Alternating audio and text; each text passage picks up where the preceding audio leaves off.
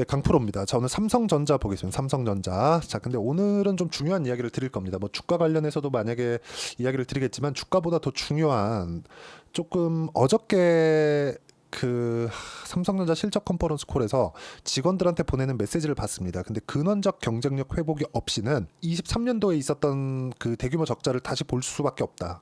그 경쟁력 회복이 먼저다.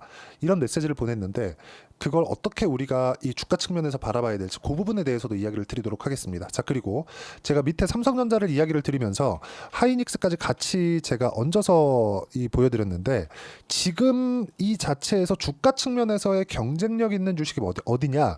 삼성전자입니다. 자, 제가 성장에 대한 이해를 먼저 하셔야 되는데 주식은 성장에 대한 부분이 깔고 있었을 때 가격이 강하게 올라갑니다. 그래서 지난 한 1년 반 정도의 이 상황을 보면 성장에 대한 부분이 어디가 나왔나요? 하이닉스가 나왔죠. 근데 실적에 대한 증가 폭을 보면 삼성전자가 더 크게 나왔을 수도 있습니다. 이게 문제가 되는 거예요. 자, 실적이 지금 나오는 게 문제가 아니라 자, 여기 보시면 23년 초부터 시작해가지고 쭉 올라왔어요. 근데 2배 못 올라왔습니다. 근데 하이닉스 같은 경우에는 쭉 나왔죠. 그쵸? 3배가 올랐습니다. 근데 실적에 대한 전환치를 보면 자, 내용 보세요. 하이닉스 같은 경우에 7조 7천억의 적자. 물론 반도체 부분만 따로 빼서 이야기를 드릴 수도 있겠지만 그러면 내용이 너무 길어지니까 삼성전자의 실적 6조 5천억의 이익. 여기서 반도체 사업부는 적자입니다. 자, 근데 전체적으로 보면 삼성전자의 주가를 보면 어떻습니까? 그쵸? 실적이 더 좋았잖아요. 23년도에 어쨌든 적자를 보지 않았으니까. 근데 이때 하이닉스 같은 경우에는 7조 원의 적자를 봤는데도 불구하고 주가는 어떻게 됐나요? 그렇죠. 주가가 움직이는 폭을 보면 하이닉스가 월등히 많이 올라왔다. 이게 성장주들의 숙명이에요. 우리는 올라가는 과정에서 싼 종목을 찾으려고 한다. 그러면 앞으로도 절대로 수익을 막 크게 볼 수가 없습니다. 오늘은 그 이야기를 드릴 겁니다. 그리고 아까 전에 말씀드렸었던 그 내용도 드릴 거고요. 자, 이걸 보셔야 돼요. 하이닉스는 HBM을 먼저 납품을 하기 시작을 했고 그리고 기술력에서도 지금 삼성전자를 압도합니다. 그건 팩트예요. 그건 사실입니다. 우리가 여기서 이걸 보자고요. 근데 여기서 삼성전자가 따라올 수 있을까 따라오지 못할까? 따라온다고 생각을 하지만 그건 기대감으로 작용을 합니다. 자, 지금 딱 따라왔어요. 그럼 삼성전자 주가가 여기 있지 않아요. 뭐 13만 원, 15만 원 여기 있을 겁니다. 그쵸? 왜?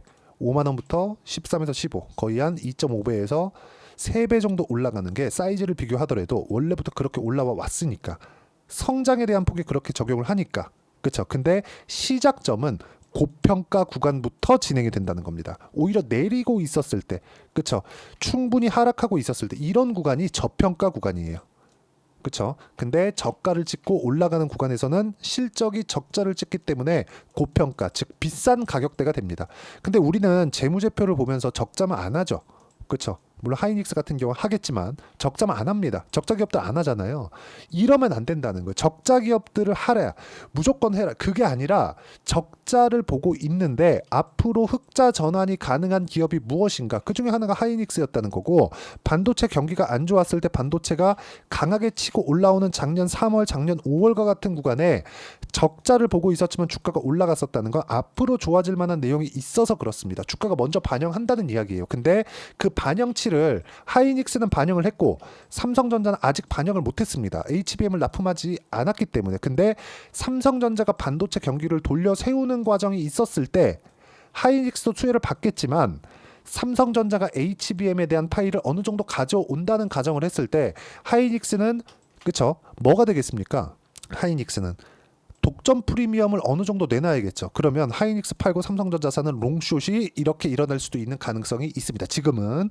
근데 이런 부분이 먼저 반영하는 게 가격이라는 거. 이걸 결과를 보고 내가 주식을 매수하려고 그러면 문제가 심각해집니다.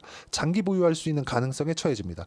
이렇게까지 이야기를 드리면 내용만 있으니까 이해를 잘 못하실 수도 있어요. 그래서 제가 이걸 실전에서 어떻게 적용시키는지 그 부분을 먼저 보여드리겠습니다.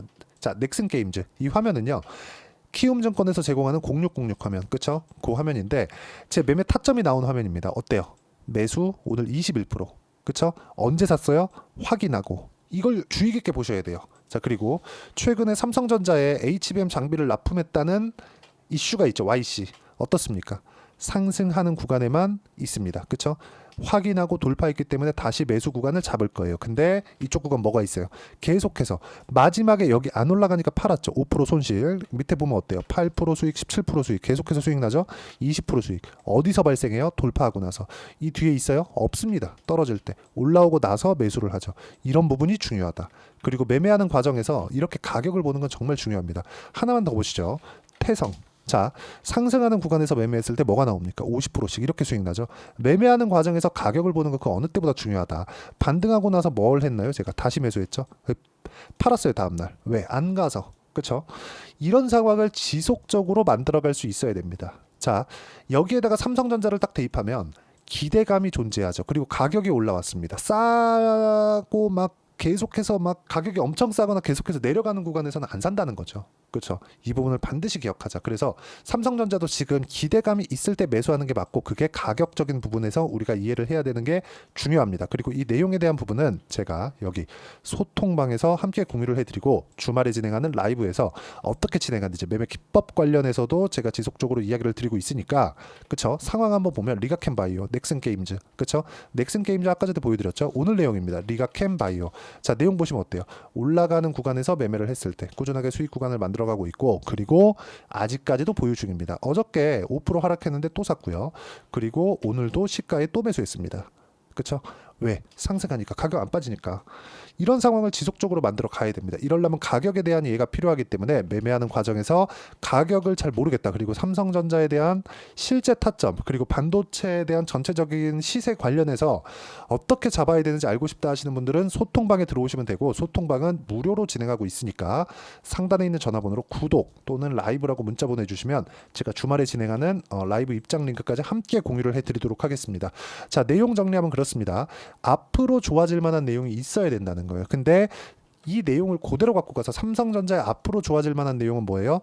아까 전에 제가 말씀드렸었던 이 내용입니다. 자, 이번에 실적이 좋아진 건 그렇죠? 이번에 실적이 좋아진 건 근원적 경쟁력 회복 이게 아니라 그렇죠? 경쟁력을 회복해서가 아니라 업황이 좋아진 거다. 시황이 좋아진 거다. 반도체 수요가 늘어남에 따라서 반도체 가격을 상승하게 됐고 그 상승한 것에 대한 수혜를 본 거다. 근데 여기에는 삼성전자도 한몫한 것은 맞습니다. 이게 무슨 얘기냐면 삼성전자에서 감산을 딱 했어요. 수요가 늘어나는데 감산 딱 하니까 어떻게 됩니까? 가격이 튀죠. 그렇죠? 근데 지금 손익분기점을 넘었기 때문에 다시 증산을 할 겁니다. 그때 되면 또 재고에 대한 부담이 또 생길 거예요. 그렇죠? 이런 상황이 앞으로도 근원적 경쟁력 회복 여기 근원적 경쟁력 회복이 되지 않으면 앞으로도 있을 수 있다는 거예요. 근데 이걸 타파할 수 있는 게 삼성파운드리 그리고 HBM입니다. 이것에 대한 내용을 우리가 어떻게 발전시켜 갈 수 있을지 기술적인 내용, 엔지니어링적인 내용에서는 우리가 이야기를 할 수 없죠. 할 수 있겠지만 겉핥기식으로 이야기한다고 한들 그게 돈이 되겠습니까? 안 되죠. 근데 우리가 이건 구분할 수 있다. 삼성전자가 하이닉스보다 싸다. 그쵸? 싸다. 그리고 제가 싼 주식은 하지 말라 그랬죠. 그럼 하이닉스 하는 게 맞겠죠? 근데 여기서 기대감이라는 부분을 적용을 시켰을 때 기대감, HBM 납품에 대한 기대감이 있는 것은 삼성전자가 맞다. 하이닉스는 독점 프리미엄을 받고 있었다. 아무리 올라가는 구간에 한다고 하더라도 그동안 강했었던 하이닉스를 하는 것보다는 삼성전자를 하는 게 매력도가 훨씬 더 높다. 이 부분에 대해서 제가 이야기를 드리는 거고 여기에 맞춰서 내가 이해를 했을 때는 꾸준하게 가격을 보는 그런 부분이 필요합니다. 물론 아까 전에 그 말씀드렸었던 대로 근원적 경쟁력 회복 이런 부분들이 가장 중요하죠. 그리고 재고 부담을 어떻게 털어낼 거냐. HBM은 재고 부담이 과거보다는 훨씬 더 줄어들 겁니다. 근데 그것보다 더 중요한 게 그건 기술적인 부분이잖아요. 그렇죠? 기술적인 부분을 우리가 공부하고 파악하고 이해를 해볼 수는 있겠지만 그걸 돈으로 바꾸기 위해서는 어차피 가격에 대한 이해를 해야 된다는 겁니다. 그리고 그 가격에 대한 부분을 아까 전에 말씀드렸죠. 자, 이런 식으로 상승하는 구간에서 자 알테오젠 같은 거 그렇죠? 알테오젠 적자입니다. 근데 엄청나게 많이 올라가죠. 그리고 올라가는 구간에 30%씩, 18%, 14% 이런 정도의 수익 구간 만들죠. 이렇게 매매를 해야 된다고 제가 이야기를 드리는 거고, 이 내용에 대한 부분을 제가 여기 소통방에서도 공유를 해드리고, 그리고 주말에 진행하는 라이브에서도 함께 공유를 해드리도록 할 테니까 구독과 좋아요 눌러주시고요. 상단에 있는 전화번호로 구독 또는 라이브라고 문자 보내주시면 소통방 입장 링크를 순차적으로 공유를 해드리도록 하겠습니다. 자, 내용 정리하면 그렇습니다. 주식시장은 철저하게 미래 가치를 반영하는 과정에서 가격이 먼저 뜬다. 그리고 근원적 경쟁력 회복에 대해서는 우리가 보유기간을 줄임으로 해서 상승하는 구간에 뭉쳐서 나오잖아요, 시세가. 그런 부분을 이해할 수 있고, 그 부분에 대한 내용을 여기 삼성전자의 단기 보유 전략, 그리고 단기 보유 전략을 활용해서, 단기는 2주입니다. 2주 동안 단기 보유 전략을 활용해서 내가 어떤 식으로 가격대를 잡아야 되는지, 그쵸? 그 이론적인 부분이에요. 그 내용을 실시간 타점, 삼성전자의 실시간 타점으로 제가 공유를 해드리도록 할 테니까 상단에 있는 전화번호로 삼성전자라고 문자 보내주시는 분들에 한해서만 제가 단기 보유 전략과 실시간 타점을 문자로 공유를 해드리도록 하겠습니다. 자, 가격에 대한 부분은 정말 중요하고요. 그리고 가격에 대한 부분을 이해를 했을 때만 꾸준하게 수익을 볼 수 있습니다. 그리고 삼성전자 이제 목표가를 굳이 말해봐라 그러면 거의 한 15만 원 이상 보고 있습니다. 근데 삼성전자의 장점, 물량에 대한 조절을 어떻게 할 것이냐, 그런 부분에 대해서 가장 중요하죠. 왜? 수익 금액을 늘려야 되니까. 금액을 늘리는 부분은 어떻게 판단을 할 수 있고 어떻게 파악을 해야 되는지, 그 부분에 대해서 제가 알기 쉽게 이해를 시켜드리도록 할 테니까 영상 끝까지 시청하시고요. 모든 분들이 성공 투자하셨으면 참 좋겠습니다. 자, 24년도가 돼도 여전히 시장은 녹록지 못합니다. 이런 상황이 벌어지는 건 어쩔 수 없습니다. 이런 상황에서도 수익이 나는 종목들의 구조는 변하지 않습니다. 즉, 대시세 종목에 대한 구조는 변하지 않는다는 거고, 실제 제가 소통방에서 지속적으로 이야기를 드리고 있는 내용도 대시세 종목이나 시장 주도주를 공략하는 건 철저하게 가격 분석을 하라고 이야기를 드리고, 가격 분석 이후에는 이슈에 대한 파악, 그리고 이슈를 파악하고 나서는 다시 내가 얼마에 매수할지 그 타점에 대한 부분을 지속적으로 언급을 하고 있습니다. 자, 근데 생각해 보세요. 시장이 굉장히 어려웠습니다. 어려운 상황에서의 어떤 종목들이 강했냐 보면 반도체와 그리고 바이오입니다. 자, 실제 여기 보면요. HLB에 제가 실제 매매한 내용을 띄워놓고 보여드리고 있는데, 1월 22일부터 매매를 시작해서 4일 동안 31%의 수익 마감이 됐고요. 그리고 여전히 신고가 종목입니다. 자, 그리고 그 다음 어보브 반도체, 이름을 보시다시피 반도체 종목이죠. 그리고 AI 반도체는 지속적으로 강세를 보이고 있습니다. 이 종목도 신고가를 먼저 달성한 이후에 제가 21%의 단기간에 21%의 큰 수익을 내고 마감이 됐습니다. 다시 재공략을 준비하고 있고, 이런 부분은 소통방에서 다 공유를 해드립니다. 자, 그리고 코세스, 자, 코세스 같은 종목도 당연히 그쵸, 신고가 종목이고요. 그리고 반도체 종목입니다. 이 종목도 영업일 기준에서 이틀 동안 대략 한 15%의 수익 마감이 됐습니다.